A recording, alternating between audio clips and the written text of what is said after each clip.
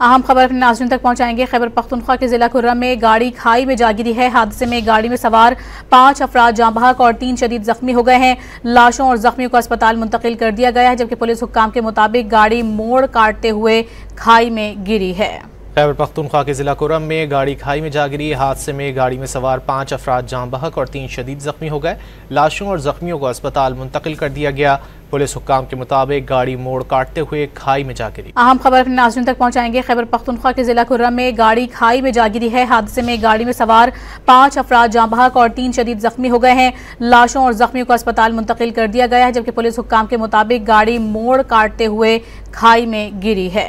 खैबर पख्तूनख्वा के जिला कुर्रम में गाड़ी खाई में जागरी। हादसे में गाड़ी में सवार 5 अफराद जाँ बहक और 3 शदीद जख्मी हो गए। लाशों और जख्मियों को अस्पताल मुंतकिल कर दिया गया। पुलिस हुक्काम के मुताबिक गाड़ी मोड़ काटते हुए खाई में जागरी।